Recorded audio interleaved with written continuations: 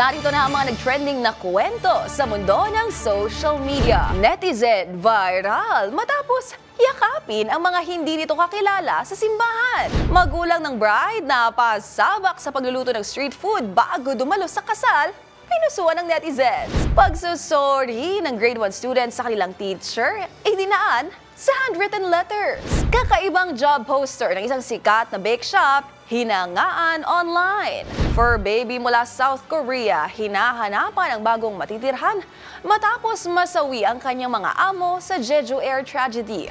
At kakaibang New Year greeting ni Mayor Vico Soto, umani ng samot-saring hirit mula sa mga netizen.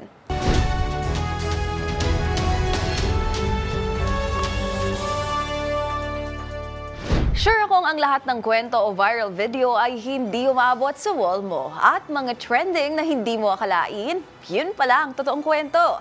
Kasama mga follow-up na ginawa namin sa mga post na humahakot ng mataas na views, comments, and shares. Kasama ang buong grupo ng TNVS Trending and Viral Show ang kukumpleto ng buong kwento. Ako po si Angelica Cosme at ito ang TNVS. Una sa Pilipinas, una sa Pilipino.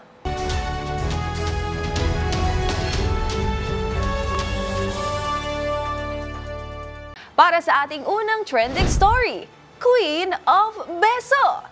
Ganyan kung bansagan ang content creator na ito sa TikTok dahil sa kanyang viral video kung saan pinagyayakap at pinagbebeso niya ang mga nakakasalubong na tao sa loob ng simbahan kahit hindi pa niya ito mga kakilala. Damhin ang good vibes sa pagiging social butterfly ni Queen of Beso sa trending report ni Millie Borja.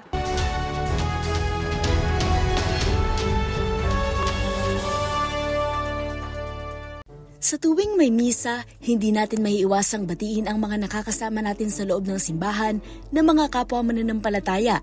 Pero ang netizen na ito, tila ibang level ang pakikipag-socialize sa loob ng simbahan. Pagkatapos kasi ng misa noong nagdaang Kapaskuhan, hindi lang nito binati, kundi bineso at niyakap pa ang mga taong kanyang makakasalubong.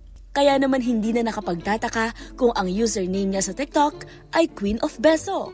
Labis tuloy kinaliwan ng netizen sa kanyang viral video na umabot na sa higit 2 million views at 300,000 hearts sa TikTok. Marami ang humirit na kakaibang version ito ng pagiging social butterfly. Ang ilan, natawa na lang sa naging reaksyon ng mga niyakap at bineso na tila naki-go with the flow at wala nang nagawa. Positive vibes naman ang hatid ng comment na ito kung saan binigyang halaga niya ang simpleng yakap at beso na siyang nakakapawi ng lungkot.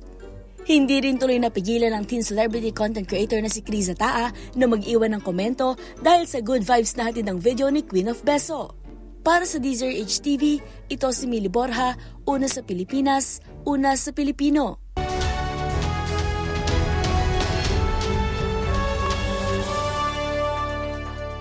Para sa ating next viral story, napasabak sa lutuan ang mag-asawang ito mula sa Oriental, Mindoro. Imbis kasi na dumiretso sa kasal ng kanilang anak, sumalang muna sila mommy at daddy sa pagluto ng street food. Kung bakit, agad daw kasing naubos ang Andy street food na bahagi pala ng handaan. Kaya agad namang to the rescue ang dalawa na magluto para sa mga bisita.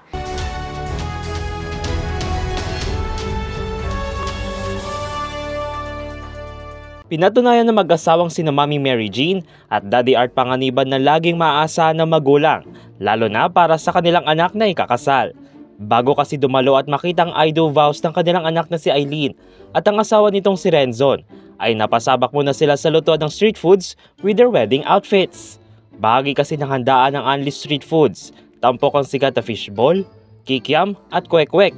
Nainsi lang kila Mami at Daddy dahil sa kanilang food park business. Ang video na iyan na in-upload ng content creator na sila Sir John sa TikTok ay thumbs up naman sa mga netizens. Habang ang isa naman na ito ay bigla naman nag-crave ng street foods. Dagdag naman ng uploader, mabilis na ubos ang street foods kaya hindi na nagatubili ang dalawa na magluto ulit bago dumiretso sa kasal. Pero sa huli ay masaya ang naging kasalan at success din si Daddy Art na maisayaw ang kanyang anak na si Eileen. Para sa DZRH TV, ito si Dustin Bayog. Una sa Pilipinas, una sa Pilipino.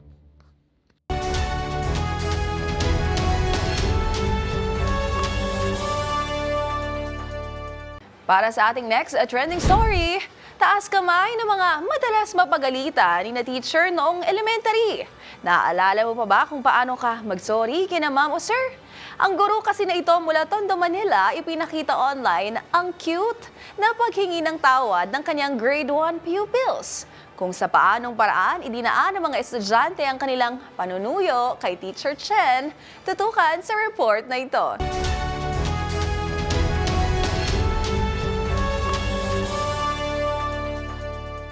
Maraming netizens ang na-touch at naaliw sa pagsusori ng mga estudyante na ito sa kanilang teacher. Paano ba naman kasi ang panunuyo ng grade 1 pupils ni Teacher Chen idinaan sa handwritten letters? Sa mga ibinahagi nitong pictures sa kanyang TikTok account, makikita na mayroong nag-drawing ng malaking heart, stickman at mensaheng, "Sorry Teacher Chen." Ito hashtag A for effort dahil gumawa pa ng rose para kay ma'am. Biro naman ng isang netizen, bulaklak ba yan o magic wand? May humirit pang rose ba yan o pamalo? Ano nga ba ang dahilan ng panunuyo ng mga bagets kay teacher? Ayon kay Ma'am Chen Maglahos na nagtuturo sa isang paaralan sa Maynila, napagsabihan pala nito ang mga estudyante dahil naging magulo sa isang school program.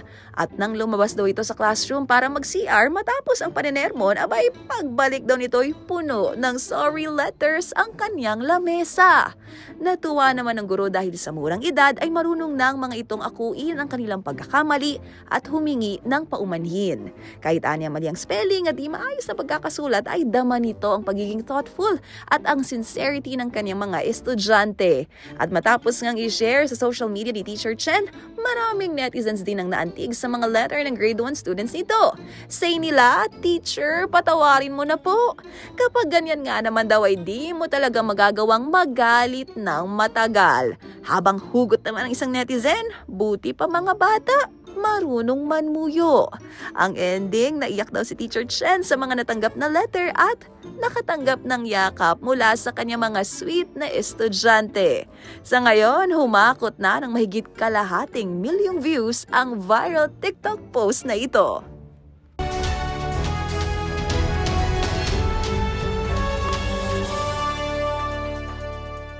Sa ating sunod na viral story, walang kupas at pasok sa banga. Mula sa masarap na donuts hanggang sa innovative social media strategy, tila hindi pumapalya sa panlasa ng netizens ang pakulo ng isang sikat na bake shop. Nang mag-anunsyo kasi ito ng job hiring, agad humanga ang publiko sa kakaiba nitong job qualifications. Kung ano nga ba ang hinahanap ng naturang bake shop sa kanilang empleyado, tutukan sa report ni Arnold Herrera.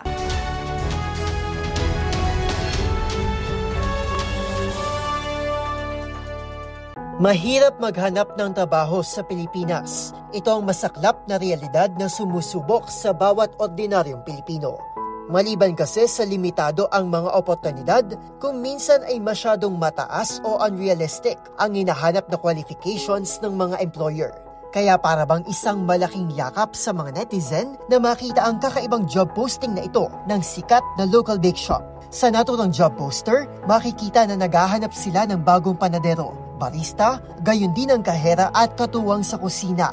Pero ang agad pumukaw sa atensyon ng publiko ay ang kakaiba nitong kriteria at job qualifications. Welcome kasi ang lahat ng gustong mapabilang sa kanilang pamilya, mapatanders man o anuman ang gender identity.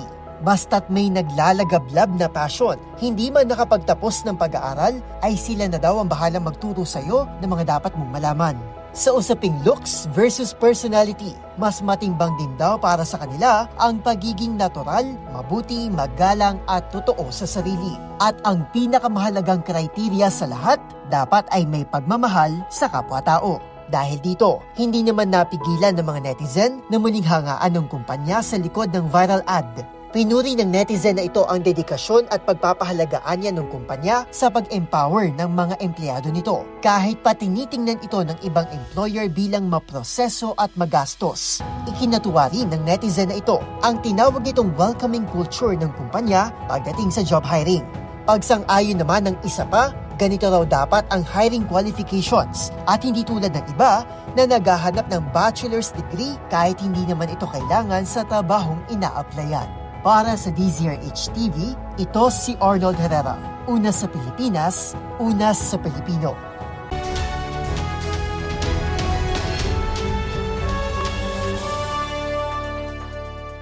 Sa ating next trending story, bago matapos ang taong 2024, isang kalunos-lunos na trahedya nangyari sa South Korea. Isang eroplano kasi ang nag-crash na ikinasawi ng halos 200 individual. At kabilang sa mga nasawi ay ang pamilyang nag-aalaga sa aso na si Puding. At dahil naulila, ngayon nangangailangan na ito ng panibagong tahanan. Ang mga detalye alamin sa trending report ni James Galange.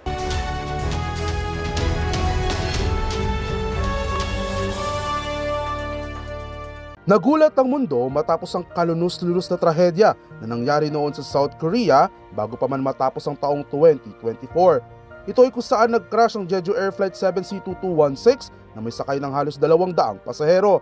Marami ang nagluksa sa pagkawala ng mga nasawi at naulila, kabilang na riyan ang fur baby na si Puding. Hindi na rin kasi nakabalik ang kanyang mga amo na kabilang sa mga nasawi sa nangyaring Jeju Air tragedy. Napansin palakad-lakad si Puding sa bayan ng Yongwon na para bang may hinahanap ilang araw matapos ang nangyaring insidente. Naiwan kasi ito sa kanilang tahanan matapos magbakasyon ng kanyang mga amo sa Thailand. Ngunit na-rescue na rin ito ng isang animal rights group na Coexistence of Animal Rights on Earth Korea. Ayon sa organisasyon, ang aso ay matiyagang naghihintay sa lahat ng mga sasakyang dumadaan sa kanilang lugar at pinapakain ng mga residente bilang pakikirami sa pagkawala ng kanyang pamilya. Samantala, kasalukuyan na rin hinahanapan si Puding ng bagong pamilyang mag-aaruga sa kanya. Ayon naman sa ulat, isa lamang ang nakaligtas mula sa nasabing pamilya na ngayon ay lubos na nagluluksa dahil sa nangyaring trahedya. Para sa DZRH TV, ito si James Galange, una sa Pilipinas, una sa Pilipino.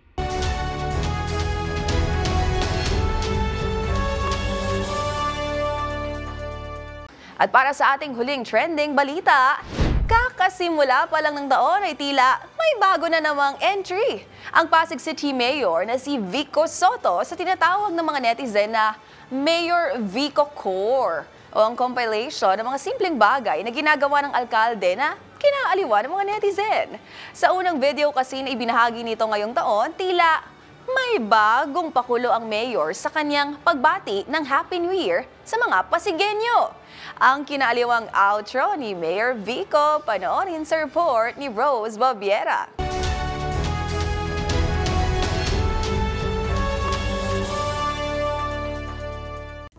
Sa halip na pagbati at papuri ang matanggap mula sa video kung saan ibinahagi ng mayor ng Pasig City ang top 10 highlights for 2024 sa kanilang lungsod na ayon kay Mayor Vico Soto ay puno ng breakthrough. Sinalubong ito ng mga nakakatawang hirit at kantsaw mula sa mga netizen. Mayroon kasing bagong pakulo si Mayor Vico sa pagtatapos niya ng video.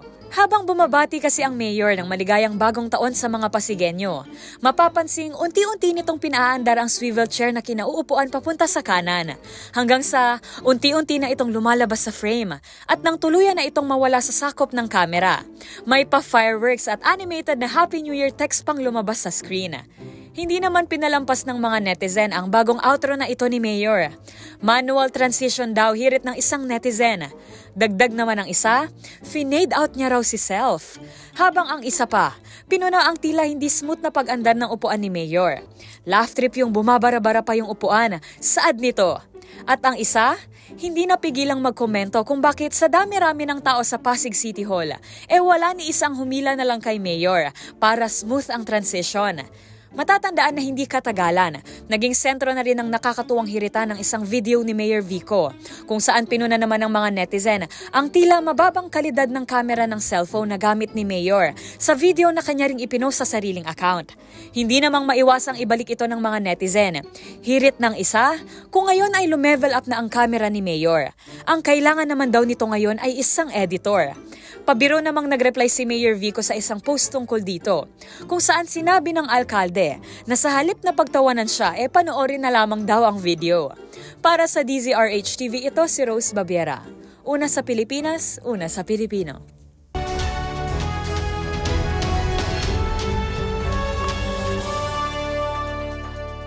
Isa na namang episode ng mga nagpa-wow, kinagiliwan at iba't ibang mga insidente ng mga nag-viral na kwento ang ating napanood. Kaya naman, kung meron din po kayong mga katulad na istorya, ay i-share nyo niyan sa ating comment section o kaya naman itag nyo rin kami sa TikTok at DZRH News. At yan ang mga kwento sa likod ng mga nagva-viral na video kasama ang buong grupo ng TNVS Trending and Viral Show. Assignment po namin na kapag may nag-trending, aalamin, bubuin na follow-up namin ang mga detalye para kapag nakita mo ang viral video na may nag-share, ikaw na ang magdagdag ng mga impormasyong nalaman mo sa TNVS Trending and Viral Show. Mula sa kauna-unahan sa Pilipinas, DZRH, ako po si Angelica Cosme. Una sa Pilipinas, una sa Pilipino.